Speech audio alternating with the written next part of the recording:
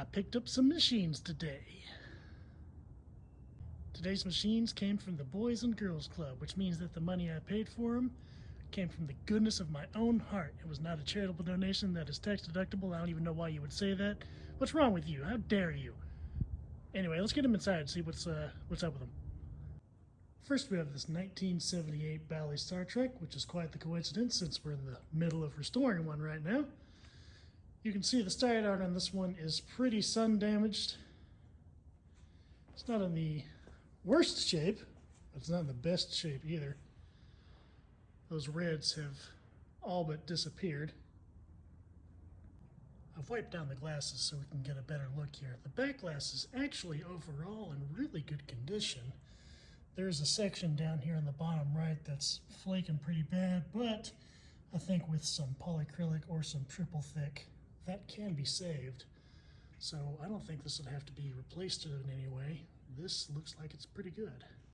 This playfield has definitely seen better days. It would look better if it were cleaned up, but there is a pretty significant amount of wear, especially here in the middle. I'm not sure if that's just worn down or if it looks like someone tried to touch it up and did a pretty piss poor job of it, but it's rough. It's not the worst I've seen, but it ain't great either. Everything in here looks all original and untouched. That battery's not doing anybody any favors, so let's give that the little snippy snip there. We got our typical burn marks on the power connector there, and our corrosion on the pins here on the MPU, on our chips. But none of our fuses seem to be blown, so I bet if we clean this thing up and plugged it in, there's an actual chance that it could boot. Of course, there's no way to find that out because here's the plug. I'm going to set this on the edge of the pile where it'll be easily accessible because I am curious if I replace the plug and do that cleanup, if this will boot. For now, we'll set it aside. Next, we have this centipede. If you're curious what this random copper braiding is, I was curious too. One of the coin lockout coils just kind of exploded. We'll just take that off. Side art is all right. We do have some water damage, particularly along the edges, but I think that could be sanded down and touched up. Overall, not too bad. Our control panel overlay could stand to be replaced, but our marquee and our bezel are just fine. Definitely need some new T-molding too. But side art on the other side is much like the left side. Not too bad, just needs some touch-up. Definitely salvageable. Taking a look here in the back, it is filthy, but it is complete. Our monitor here has no blown fuses. Our PCB looks okay. AR2 has no crunchy resistors. Our power brick does have the F2 fuse blown, but everything looks to be okay. I'm going to replace that fuse and try plugging it in. Maybe that's a fluke, maybe it'll work, or maybe it'll just blow again. But we'll give it a shot. Had to do a quick vertical hold adjustment, and it's pretty dim. If I'm not blocking the light, you can barely see it, but that is a working monitor and a working game. Playable. I'll have to order a new CPO for it, do some cosmetic work and preventive maintenance from the bottom up, but it's a working game, so that's pretty cool. For now, we'll set it aside next to the Star Trek. Finally, we have this Miss Pac-Man. You can tell this has spent some time in the West Texas sun. There is no pink on this. That is white as a sheet. There's some pretty significant water damage here in the bottom and a lot of flaking. That whole thing just wants to peel away. I think that could probably be repaired if this just got pushed in and bondoed and sanded down. I think I can fix that without having to cut it off.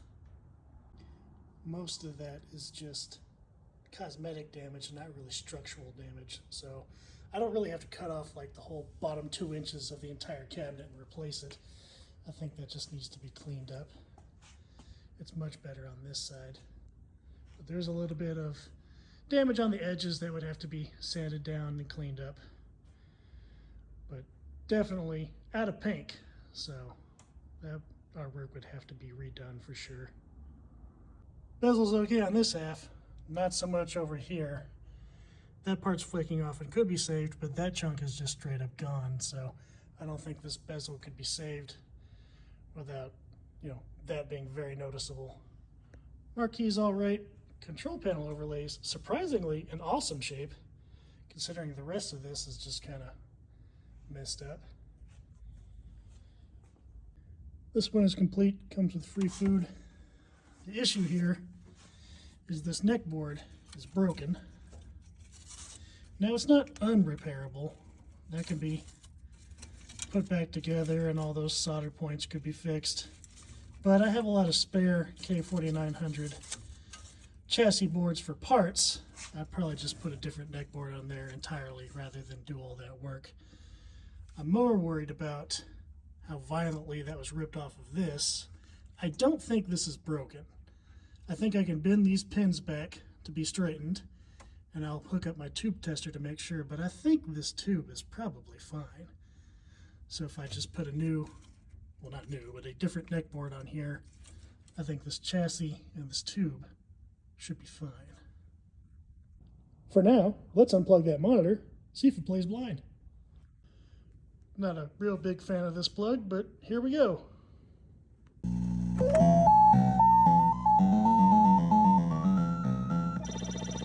Cool. Well, hey, that means I've got two Miss Pac-Mans in the shop that play blind, and one that has a working monitor, but a bad PCB. Well, you know what they say, in the land of the blind, the one-eyed Miss Pac-Man is queen. Someone says that, I'm sure. I don't know who. Someone. I just did. So, a new bezel, some cosmetic work, monitor repair, definitely a new plug. But hey, not bad. Well, there you have it. 3 projects that are in far better condition than I figured they were when I saw the initial pictures. Follow me to see what I fix next.